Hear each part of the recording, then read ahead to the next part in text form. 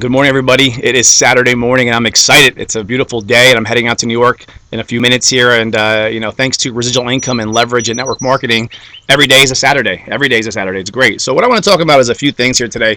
I want to talk about how a lot of us are out there and we're talking about our excitement and our business, and it's great. Be excited, guys. Talk about it. That's awesome. But some of you are out there just constantly posting stuff and making comments about how you're going to have this car, you're going to prove everybody wrong, you're going to have this house, you're going to have this, you're going to have that. And when I started this business, I did put a post on there that I was going to definitely make six figures a year. I believed, I put it right out there, guys. The first day I started my business, I said I'm going to make six figures a year next year at this time. And I put it out there, and then I stopped putting out that bragging. I stopped. I started going to work. I started grinding. I started pushing hard. People saw the post and then they didn't hear about it. They didn't hear about how I was going to have all these cars. I was going to have all this stuff. I just went to work and I made it happen. Okay. So if you're out there and you're constantly talking about how, this is your dream and you're going to do this and you're going to do this and you're going to do that, stop talking and start grinding. Start working, guys. Go to work. Okay. Let your work show. Let your work show. Not the talking, let your work show. Okay. Now, I've also seen some people who are out there chasing two rabbits, guys. If you're chasing two rabbits, you can't catch either. What does this mean? That means if you're doing more than one network marketing business, you're chasing the money. You're not chasing the passion, okay? And your credibility is going to be shot. If you want to become successful in life, you have to hone in on one thing. Hone in on one thing. I'm not saying you can't have multiple streams of income. They can be different avenues. But when you try to chase two network marketing businesses, guys, it's like chasing two rabbits. You're not going to catch them. You're not going to catch either one. My suggestion is make a list of all the things you're doing and prioritize them and pick the one that's the most passionate for you. Imagine me having two network marketing businesses. How would it sound? Hey, I had this amazing business. You got to check it out. Actually, that's not for me. Oh, hold on a second. I have another one. It's another amazing one. You got to check this one out, okay? It doesn't look good, okay? It's basically like you're taking money out of your right pocket and putting it into your left pocket. You're not focusing laser beam precision focus.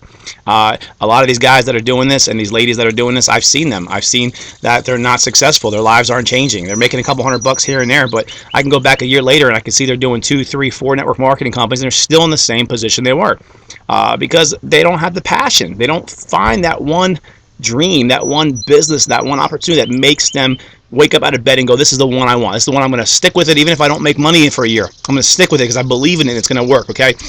And then you have those who are starting and stopping, starting and stopping, starting and stopping. I mean, why are we starting and stopping? Start something and finish it. Start something and go through. I mean, unless life gets in the way, which sometimes we have a crisis in life. A crisis is something that money can't fix, and if it's one of those things, I understand. As long as you're still on the same passion, and you got to take a break for 6 months or a year. That's life. That's fine. Come back to your passion. I mean, I did that with college. I had to stop a couple times. But for those of you that are trying to be a plumber one day, a mechanic the next day, an army guy the next day, a chef the next day, starting something, stopping something, starting something.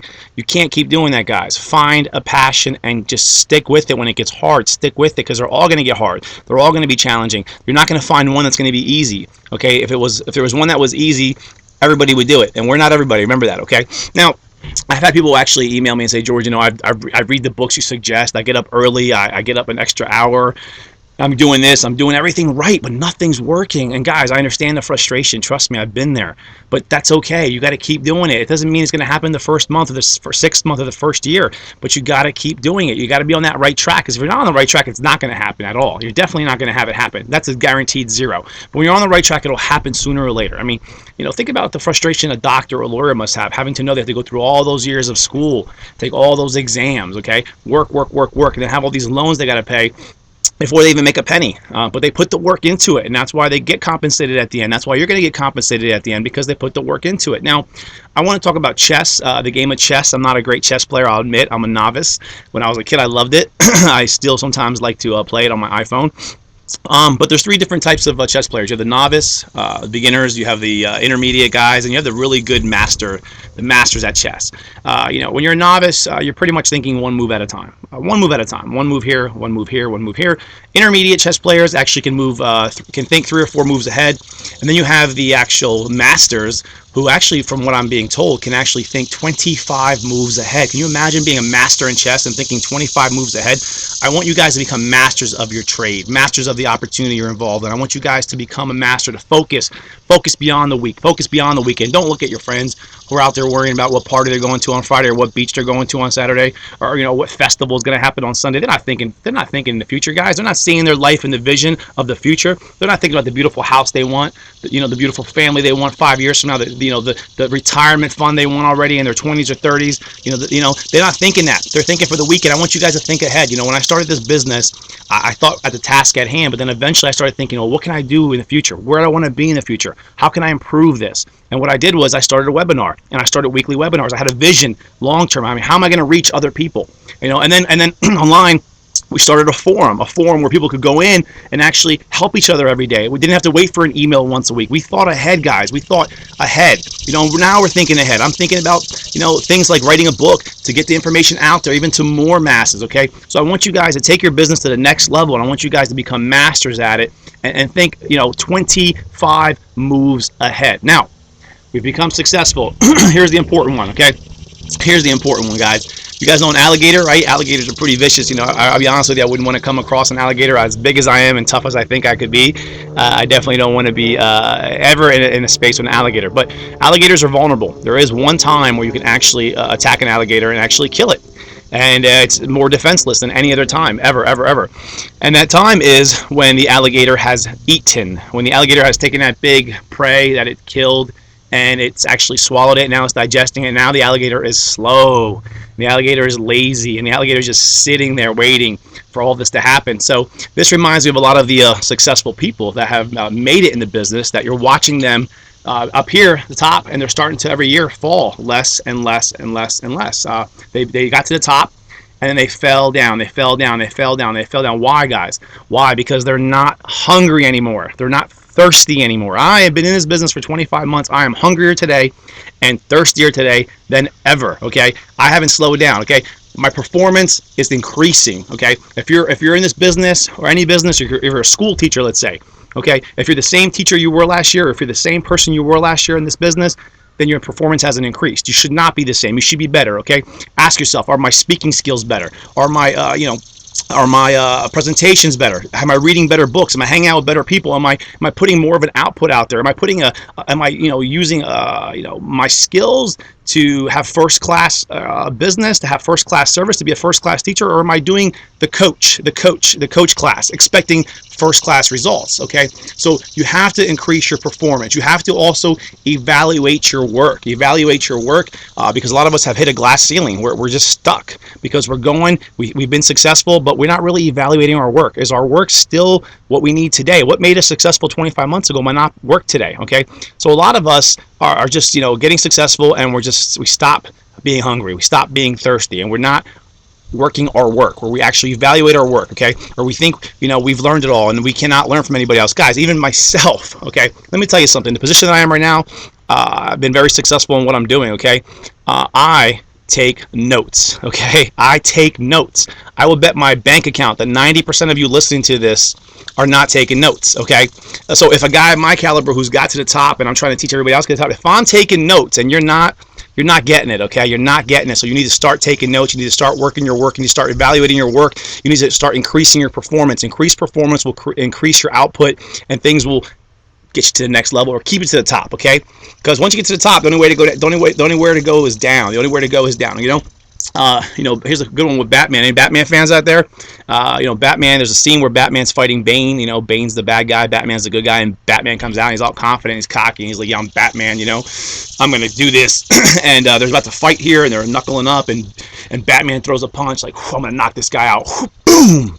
And guess what? Bane grabs that fist, and he grabs it, right? And Batman's in shock. And you know what Bane says to him? Your victories have become your defeat. Listen to me, guys. Your victories have become your defeat. So that's the same thing in this business. Your victories can become your defeat if you don't keep working, if you don't keep evaluating, if you don't keep trying to get to the next level. You keep trying to make your business better, try to make your situation better, okay? Last thing I want to talk about is, actually there's two more things I want to talk about. One is, when I went back to college, you guys know, I started in 2005, didn't graduate to 2011 for a 2-year degree. It took me 6 years, okay? Now, when I went to college, I'm going to be honest with you, I really didn't go as much as trying to find a new career. It was more of just trying to, in the recession, trying to do something positive. I also believe that the situation that I was in right now the environment that I was in, it wasn't excelling me to anything great. I was mediocre, I was average. So I believe that if I went to college, I would find new friends, a new environment, new doors, and it would lead to greater things. It would evoke inside me my greatness. It would open up doors, and that's exactly what happened. I went to college, I worked hard, I got good grades, I studied, I was resilient, and then when this business came into my lap, I had all that knowledge of being resilient and getting up and being regimented. So it actually got me ready. I was ready from school to do this business and excel in it. Okay, so a lot of you, if you're going to school, or if you're doing this business, don't think about it just as far as I'm only going to get an education, or as far as I'm only going to make money. Think about it as you're changing your environment. Okay,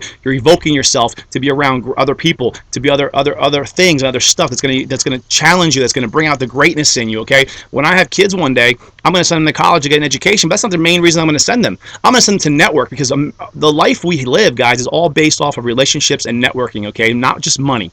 It's who you know, okay? It's who you know. So you send your kid to college, which is great, but they're going to go out there, they're going to meet people. They're going to build relationships in school, okay? And these relationships are going to be with people who might be the future president, who might be a future bank owner, who might be a future, real estate mogul. And in life, those are going to come back for them. Those things are going to come back. Those are things that are going to be able to help them, okay? So when they want to get a loan, they know the bank manager. When they need a favor, they know the president of the United States. So building relationships and networking is huge, okay? And this is why I advise a lot of people. I said, listen, don't get into this business of networking just to make money. Get into it to build relationships and change your environment, because if you change your environment, you can change your life, okay? And the last thing I want to talk about is I believe that your best day, if you're listening to me right now and you're still breathing and blood's going through our veins and we feel good today, your best day, your best month, your best year, it's not here yet, guys. Okay, I don't care how good you are, I don't care how much money you make, I don't care how smart you think you are.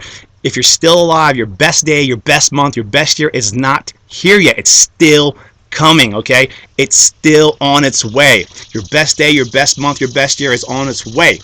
Remember that, okay? So we can make the rest of our life the best of our life. Now, last thing I want to talk about is people ask me, what drove you? Why were you so driven to succeed, in this business? Why did you do so well? Let me tell you guys, my first language was Greek. When I came back to America, I had to take English as a second language class. I was a little bit behind in school. I didn't do good in high school. I dropped out of college when I was 18. And I went back. It took me 6 years, as you know, to get my 2-year degree. Okay, a lot of you have probably gotten your 2-year degree in 2 years. Which is fine. It doesn't matter how fast you do something, because I'm retired and it took me 6 years. So don't look at how fast somebody's done something. It doesn't mean just because they're smarter than you or you think they're better than you that they're going to succeed better. Okay. But the point is that by me having these setbacks, or not being ideally the smartest guy, or ideally the quickest guy, or ideally whatever you want to say. Okay, I wasn't the guy up here. I didn't have all kinds of six-figure salaries. I didn't have all kinds of I didn't have a master's degree. I didn't have people in my life that were connections that I could just call and be like, hey, I want you to do this, I want you to do that. Yeah, we're going to do it with you. No, I didn't have any of that. So when the times got tough, and I started this business, and I remember thinking to myself, I always wanted to inspire people. I tried helping people get into shape. That was one way, but this was a chance for me, guys, to inspire hundreds or even thousands of people.